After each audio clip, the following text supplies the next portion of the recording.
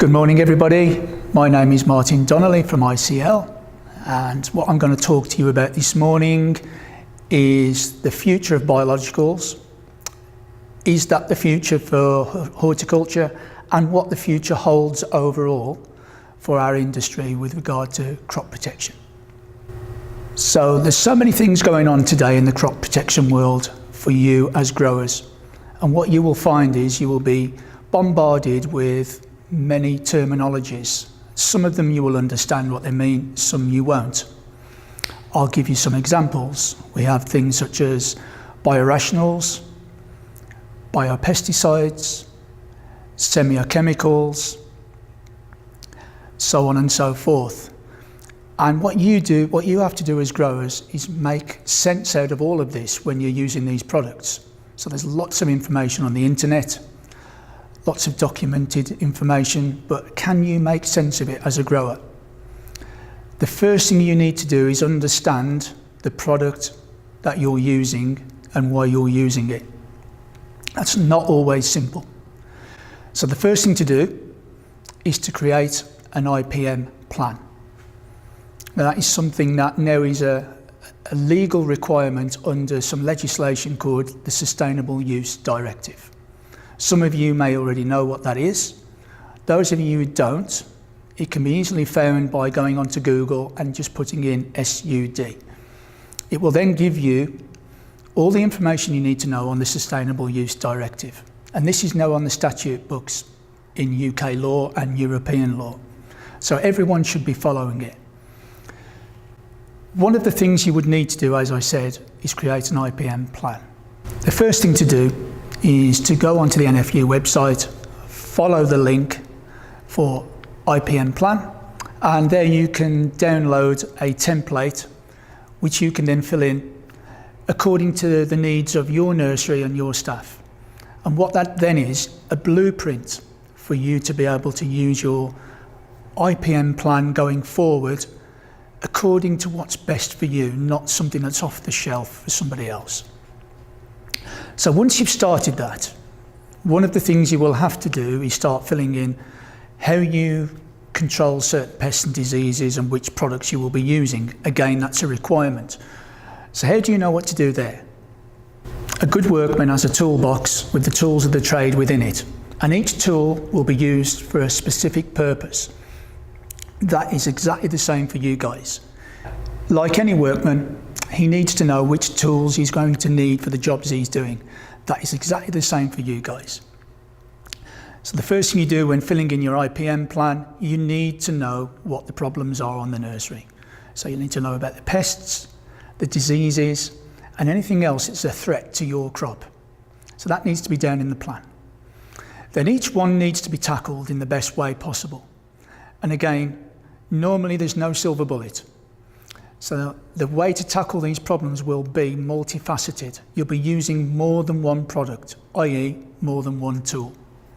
So again, it's about building up that amount of information that you need for yourself and for your staff on how to tackle these problems on your nursery. Now this will be a movable feast. It'll never be the same every year because products will be lost, new ones will come on. So the idea of having an IPM plan is that you can amend it anytime you want. And your staff can all take ownership of it. If they've got ideas of how to tackle something, it's good to listen to them, have regular meetings, and to think about how you can tackle these problems with the aim of being future-proof going forward.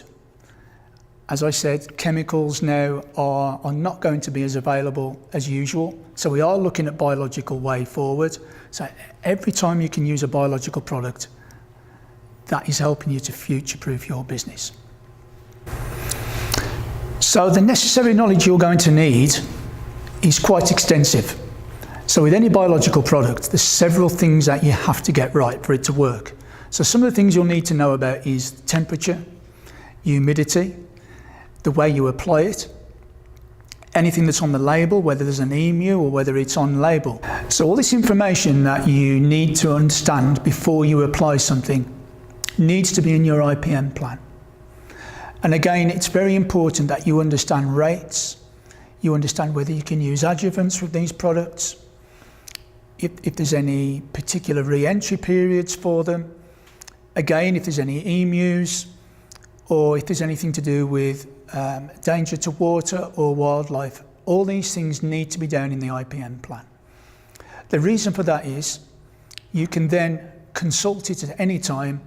All the information is already there. You don't have to go back to read labels. And equally, your staff, if you're not on site, can also look at that IPM plan and get the necessary information that they need at any time, which doesn't hold things up. So people can get on with the task at hand, controlling the pests and diseases in a timely fashion. So the answers are there.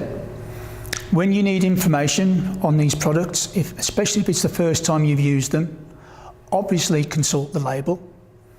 But if you're not certain still after reading that label, the first port of call is the manufacturer. So that will be on the back of the product label. There'll be a number there for support. Ring that number and you will be able to speak to a technical representative who will answer your questions. Other than that, if that's not possible at the time, a BASIS qualified advisor who's on the BASIS register is also someone to speak to. They will be trained and up to date in their advice, and they will be able to answer your questions. Another useful way of getting information is to go to seminars, technical seminars by AHDB, manufacturers such as ICL and others. It's always good to keep yourself up to date and gather information. If it's new information that isn't in your plan, where you find it to be useful, record it and then take it back to your site and put it into the IPM plan. So what you're doing is you're building up this compendium of information. This is always going to be useful, and over the next 2 to 3 years you will find invaluable. So as I said in the beginning of this presentation, what I was asked to do was to give you an insight into the future of agrochemicals, crop protection, and what does the future hold? Well, really, as I said at the beginning, the new legislation, Sustainable Use Directive, is all about sustainable use of crop protection products, whilst looking after and protecting the environment. What that really means is that chemical actives will continue to be less available. So that means other means of control is necessary, whether it's cultural, biological, or by using resistant varieties going forward to stave off disease or pests. This is not going to change. So going forward in the next 5 to 10 years, you will increasingly see less products available that are curative. Most things will be preventative, and if they're biological, they will need to have specific cultural requirements, temperature, humidity, and so on and so forth.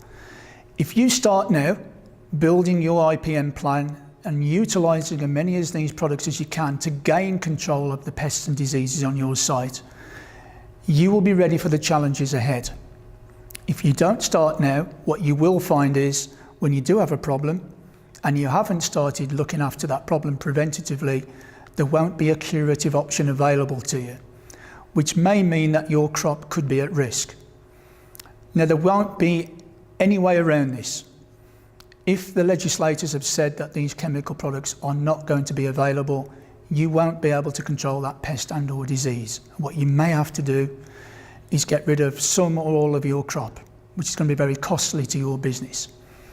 So I urge you now to start thinking about IPM plans, look at this Sustainable Use Directive, find out what it means to you and your staff. Do some of your staff need additional training, or do you need additional training?